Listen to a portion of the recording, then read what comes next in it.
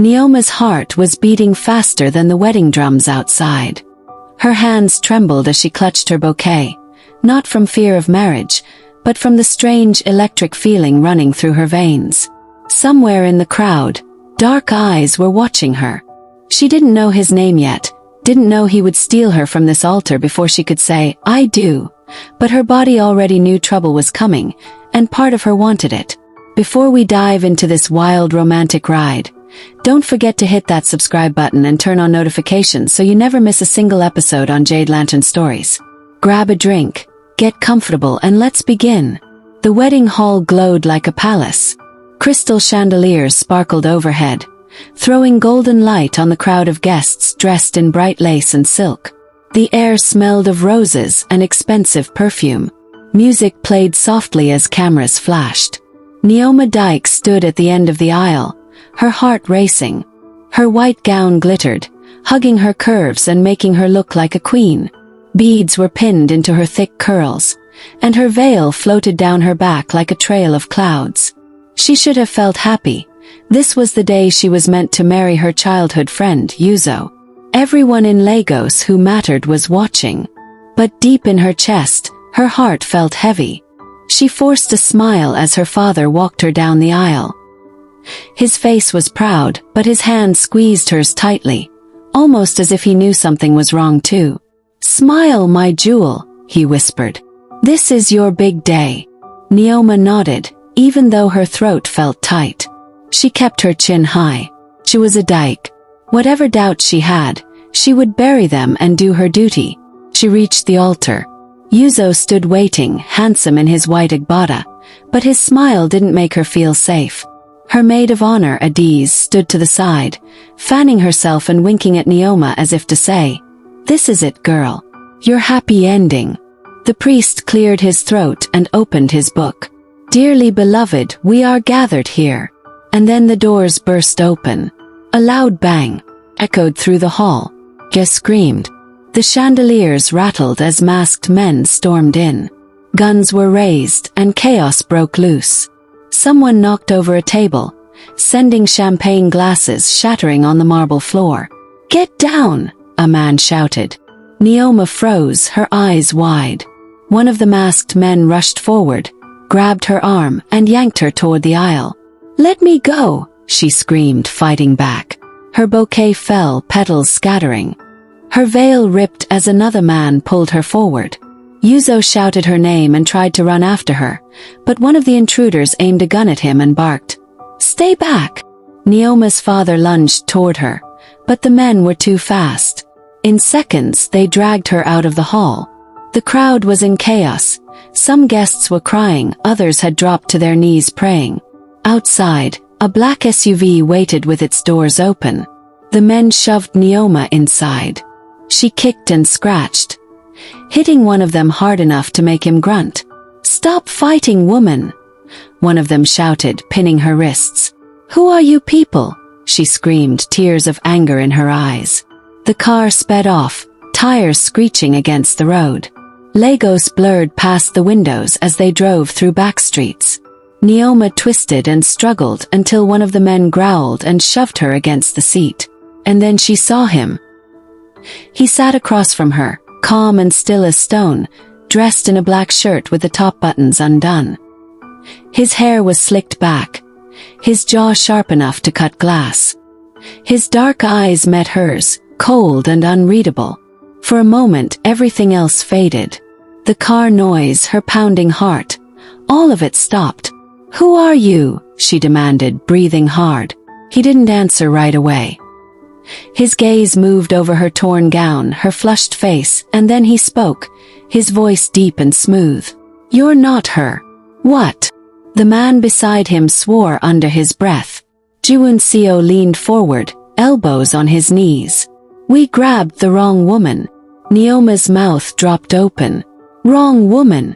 She's not the target," Jiwoon said to his men. "Turn the car around.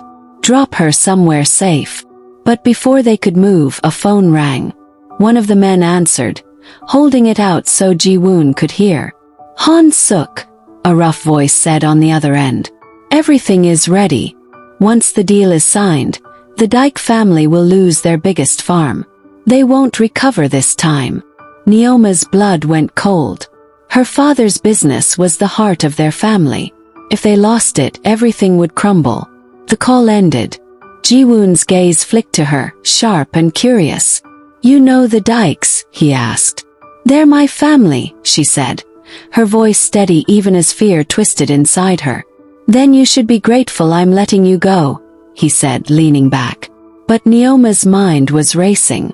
If she went home, she would just be a bride again, standing next to a man she wasn't sure she loved, waiting for her father's company to be destroyed. "No," she said suddenly. Jiwoon raised a brow. "No, I'm not leaving. Not until I know more about that call." One of his men laughed harshly. "You must be crazy, lady." She ignored him and looked straight at Jiwoon. "If you let me go, my family is ruined. But if you keep me here, I can find out who is after us. Can help you too. You need leverage against whoever is behind this, right?" Jiwoon's dark eyes narrowed. For a long moment he didn't speak. The car was silent except for the hum of the engine. Then slowly, his lips curved into a smirk. "You have guts," he said softly. "But do you have the strength to live in my world?" Neoma's chin lifted. "Try me." Jiwoon leaned back again, his smirk turning into something more dangerous, like a hunter deciding to keep a wild animal just to see if it would bite. "Fine," he said. "You stay. But understand this. You're mine until this is over. No running, no lies. You do as I say." Neoma's heart thudded hard. The way he said mine sent a shiver down her spine. Half fear, half something else she didn't want to name. "Deal," she whispered. Jiwoon's smirk deepened. "Good. Welcome to my world, stolen bride." The car sped into the night, carrying her away from her old life, and straight into the arms of danger. The black SUV stopped in front of a huge mansion in Seoul. The building looked like a palace, all glass and steel, with guards standing like statues at the gate. Neoma stared out the window, her heart beating faster. She had never been this far from home, and now she was stepping into a world where every shadow could hold danger. Jiwoon opened the door and stepped out first, tall and calm as if this was just another night. "Get out," he said softly. Neoma's pride made her lift her chin. She would not let him see her fear. She stepped out, her wedding gown torn and dirty, but she still walked like a queen. Inside, the mansion glowed with soft golden light. Music floated from somewhere deeper in the house. The scent of expensive cigars and wine hung in the air. Men in suits and women in glittering gowns filled the grand hall. They all turned to look at her as she entered. Jiwoon placed a firm hand on her lower back and guided her forward. "Don't speak unless I tell you," he murmured. "I wasn't planning to," she muttered back, but her voice shook just a little. At the center of the room stood a long table with crystal glasses and bottles of champagne. Jiwoon led her to the head of the table, and suddenly the music stopped. "This is Neoma Dyke," he said in a cold, commanding tone. "From today, she is my fiancée." A murmur ran through the room. Some people frowned, others smirked like they smelled trouble. Cameras from the press clicked as photos were taken. Neoma stood tall, refusing to hide. If this was the game, she would play it. Jiwoon's father, a man with silver hair and a sharp suit, stood up slowly. His dark eyes were full of suspicion. "Your fiancé," he said, his voice like a blade. "Since when, Jiwoon?" "Since tonight," Jiwoon replied coolly. "This alliance protects our business, and hers. No one touches the Dyke family." The room was silent for a moment. Then someone started clapping, slow and mocking. "How romantic," a man drawled from the far side of the table. "Unsuk." Neoma felt Jiwoon's hand tighten on her back. His half-brother's smile was sharp and fake. "I hope you know what you're doing, little brother," Han-suk said.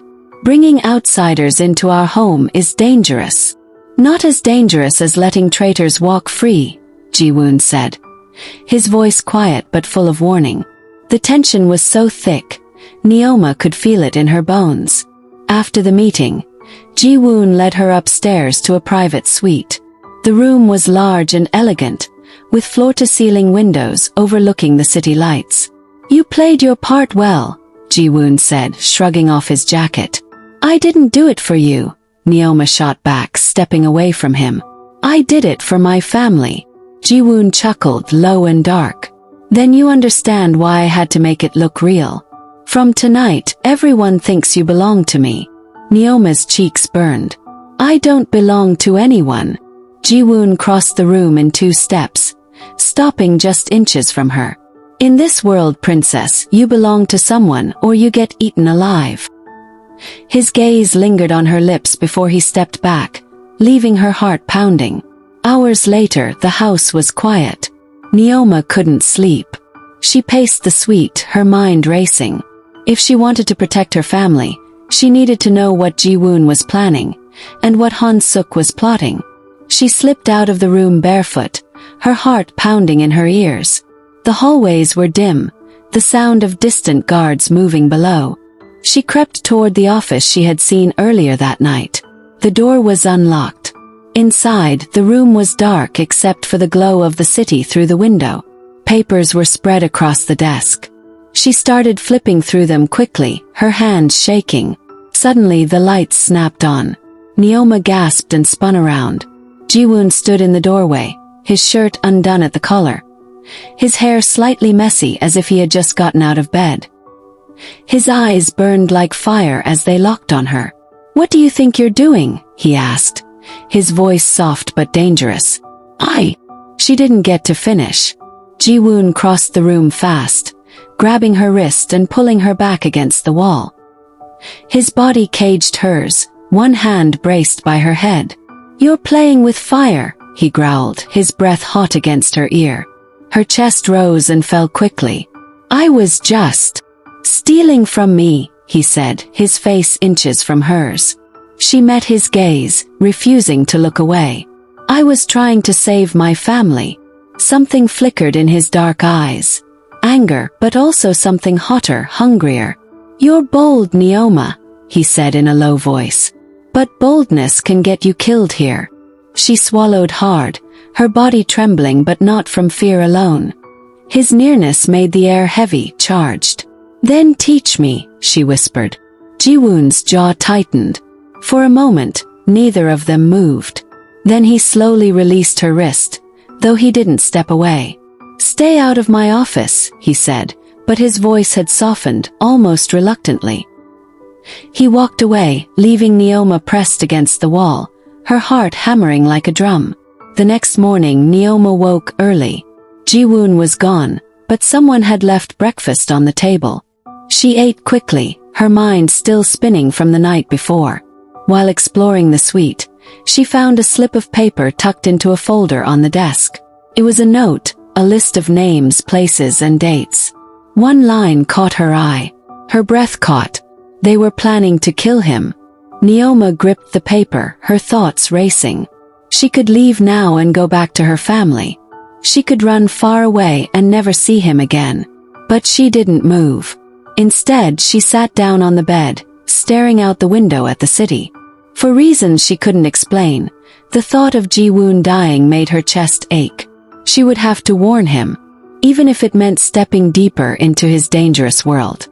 The sun had barely risen when Neoma followed Jiwoon into the garage. He stood by a sleek black car, wearing a fitted black suit that made him look like danger itself. His shirt was buttoned up this time, but the top few buttons were still open, teasing the tattoos that curled along his collarbone. "You're not coming," he said without even looking at her.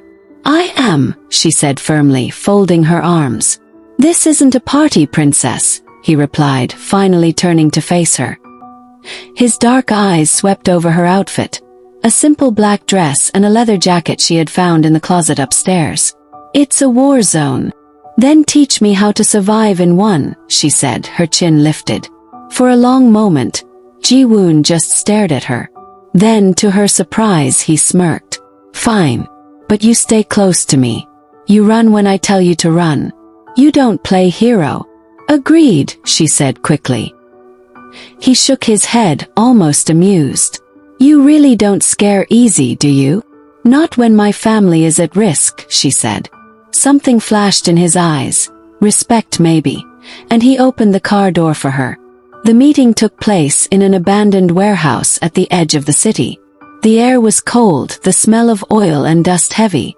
A long table sat in the center of the room, lit by a single hanging bulb. Han-suk was already there, smiling like a fox. Little brother, he said smoothly. You brought a date. Watch your mouth, Jiwoon replied coldly, pulling out a chair for Neoma. She sat down, every muscle tense. The conversation started calm, but Neoma could feel the tension under the surface. Han-suk spoke in polite words, but every sentence was a threat. You've been making bold moves, Han-suk said, swirling the wine in his glass.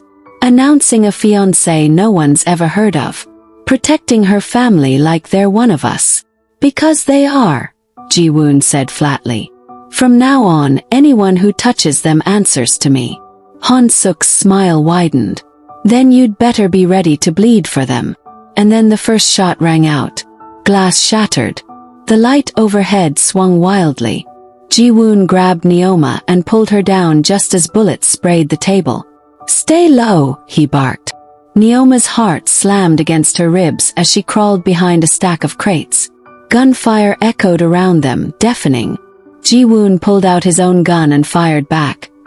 His face calm even as chaos erupted. More men stormed in. Jiwoon shot 2 of them, but one bullet grazed his shoulder. He grunted, his jaw tightening, but he didn't stop. Jiwoon! Neoma cried, trying to crawl toward him. Stay back, he ordered, blood soaking through his shirt. When the last man fell, the warehouse was silent except for the sound of Neoma's ragged breathing. Jiwoon lowered his gun, his chest heaving. We have to go, he said, his voice rough. They drove for what felt like hours, finally reaching a small safe house hidden in the mountains. Jiwoon stumbled out of the car. His shirt stained dark with blood. You're hurt, Neoma said, rushing to his side. It's nothing, he said through clenched teeth. It's not nothing, she snapped, grabbing his arm and dragging him inside. The safe house was small but clean, with a single bed, a couch, and a wooden table. Neoma pushed Jiwoon into a chair and grabbed the first aid kit she found on a shelf. Take off your shirt, she said firmly. His brows lifted, but he obeyed. The sight of his bare chest made her breath hitch. His muscles were tense, a tattoo of a dragon curling across his ribs. She forced her hands to stay steady as she cleaned the wound. This will sting, she warned. He didn't flinch, though his jaw clenched. You're good at this, he said softly. I've seen worse, she muttered, though her hands trembled. When she finished wrapping his shoulder, he caught her wrist gently. You're the first person who's ever done this for me, he said quietly. What? She asked, surprised. Patched me up, he said. Usually I do it myself. Or I just bleed until it stops. Something warm and heavy settled in Neoma's chest. For the first time, she saw Jiwoon not as a dangerous man, but as someone lonely, someone who carried the weight of too many battles alone. I'm not letting you bleed alone, she said softly. His gaze darkened, his thumb brushing over her wrist. You're going to make me do something I can't take back, he whispered. What if I want you to, she whispered back. Jiwoon stood, towering over her. For a moment, he just looked at her like he was memorizing her face. Then he cupped her cheek, his fingers warm and firm, and kissed her. The kiss was hot, desperate, like all the fear and anger of the night was pouring out at once. Neoma's hands fisted in his hair, pulling him closer. His good arm wrapped around her waist, lifting her slightly off the floor. When they finally broke apart, both of them were breathing hard. This doesn't change anything, Jiwoon said, though his voice was hoarse. It changes everything, Neoma whispered. For a moment, he looked like he might kiss her again, but then his phone buzzed. He answered, listening quietly. When he hung up, his expression was darker than she had ever seen. My father knows, he said. Knows what? About us. About the engagement. Neoma's stomach tightened. What did he say? Jiwoon's jaw was tight. He gave me two choices. End this now, or lose everything I've built. Neoma's breath caught. The war wasn't over. If anything, it had just begun. The next morning, Jiwoon stood before the long conference table in his father's mansion. His father sat at the head, his cold eyes fixed on him. The room was full of men in dark suits. His father's counsel, silent but watchful. You embarrass this family, his father said, his voice like ice. End this fake engagement now. The girl leaves tonight. Jiwoon stood tall, his jaw tight. No. The room went silent. Even the guards at the door shifted nervously. You would throw away your inheritance for a stranger? His father asked. She is not a stranger, Jiwoon said, his voice sharp. And she is not leaving. His father's hand slammed against the table. Then you are no longer my son. Jiwoon didn't flinch. Then so be it. He turned and walked out, his steps hard and unshaken. When Neoma heard what had happened, she felt both proud and terrified. He chose me over his own family, she whispered to herself, staring at the city lights from the balcony. The night air was cool, but her heart was hot with emotion. But her pride didn't last long. That night, news came that the price on her head had tripled. Every rival gang now had reason to hunt her. Jiwoon, this is madness, she said when he returned. They'll kill me just to hurt you. Let them try, he said, his voice cold. That's easy for you to say.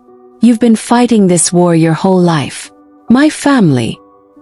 His hand caught her arm gently but firmly. Your family is under my protection. No one touches them. But even as he said it, she could see the weight in his eyes. He was trying to keep her safe, but the danger was growing. Later that night, Neoma sat alone on the edge of the bed, her thoughts racing. She could leave now before things got worse. She could go back to Lagos, back to her old life, if it still existed. But when she closed her eyes, all she saw was Jiwoon. The way he had shielded her during the shootout. The way he had looked at her when she patched his wound, like she was the first person to ever see him as more than a weapon. Her chest ached. When Jiwoon came into the room, she stood and faced him. I need to know something, she said, her voice trembling. His dark eyes studied her. What? Am I just your cover story?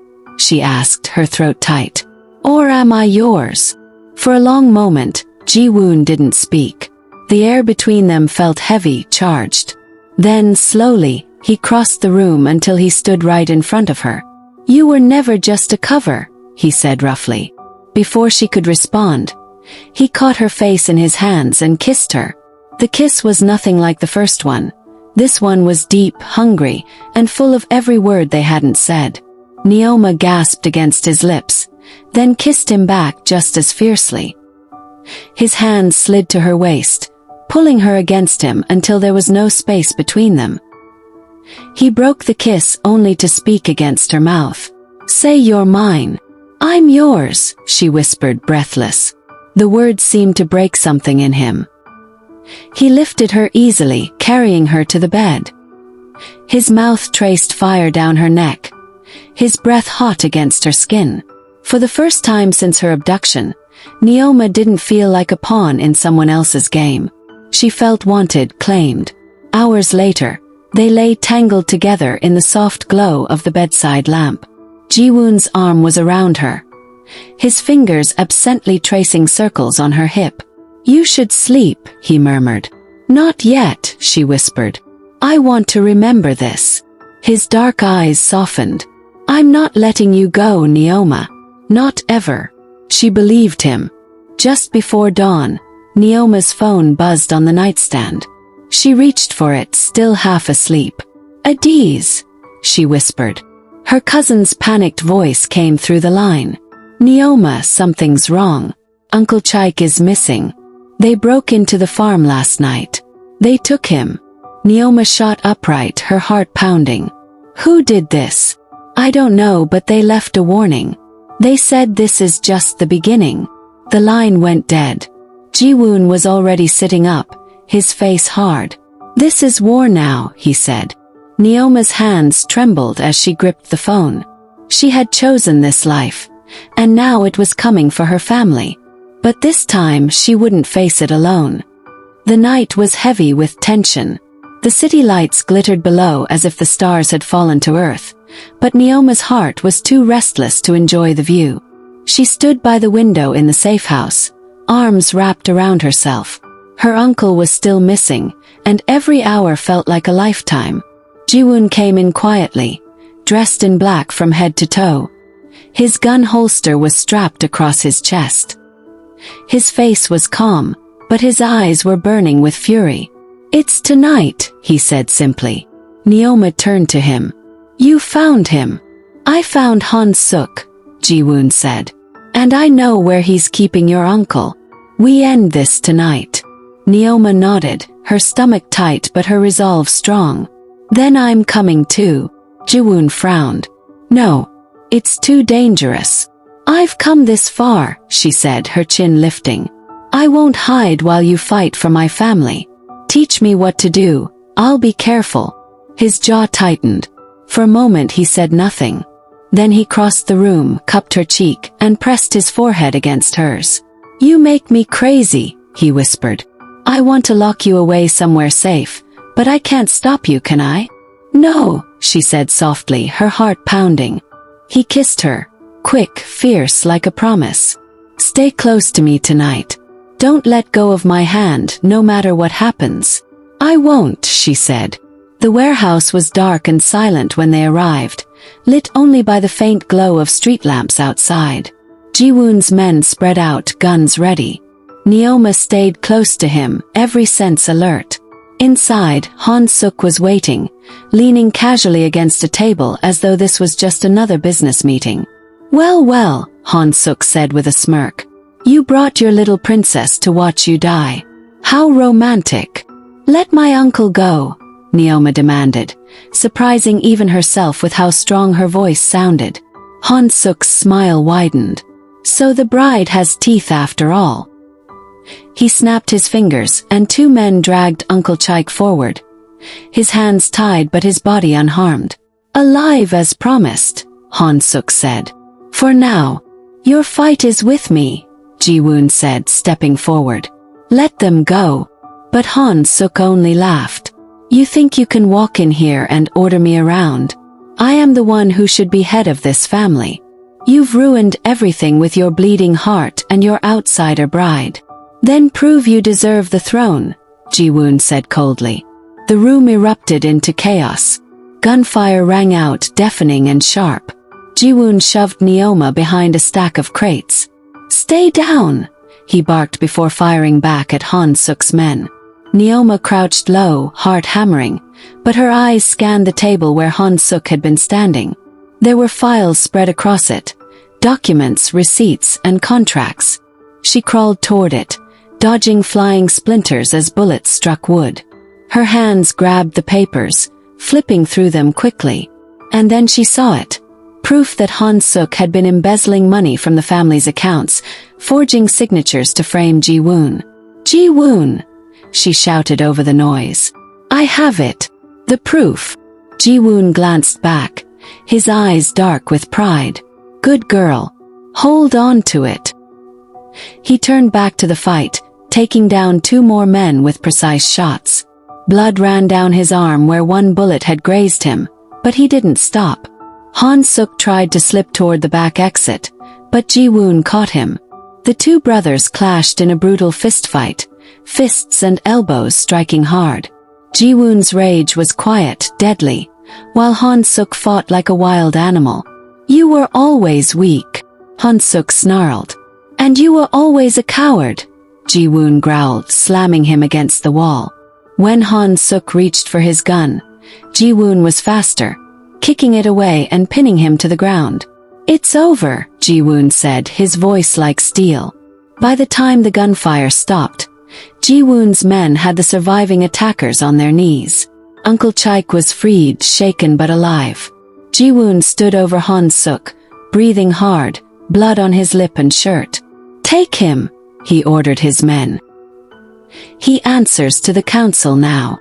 Neoma came forward, holding out the papers she had found. These prove everything, she said. Jiwoon's gaze softened when he looked at her, pride and relief mixing in his dark eyes. You just saved my empire, he said quietly. You saved my family, she said back. Hours later, after everything was over and the city had gone quiet again, Jiwoon took Neoma to the rooftop of his building. The night sky spread out above them, glittering with stars and the lights of Seoul. Jiwoon stood in front of her, no longer the cold, distant man she had first met. He reached into his pocket and pulled out a small black box. Neoma Dike, he said, dropping to one knee. His voice was rough but steady. I took you from your wedding and I've kept you ever since. Not as a hostage, but because somewhere along the way you became mine. Mine. Marry me for real. Neoma's throat tightened. Tears pricked her eyes, but she smiled, a slow, mischievous smile. Fine, she said softly. But next time let's meet somewhere other than my wedding. Jiwoon laughed, a rare, warm sound. He slipped the ring on her finger, and this time she felt no fear, only joy. He stood and pulled her close, kissing her under the night sky. The city lights glittered like diamonds around them, and fireworks burst in the distance as if the whole world was celebrating. For the first time since this began, Neoma felt truly free. She had walked into danger, fought for her family, and found a love fierce enough to risk everything for. Jiwoon held her tighter, whispering against her hair, "This is just the beginning, princess." And as the fireworks lit the sky, she believed him. Thank you so much for watching this episode from Jade Lantern Stories. If you enjoyed the twists, romance, and danger, make sure to subscribe, drop a comment, and share your thoughts below. Your support helps us bring you more steamy and exciting stories every week.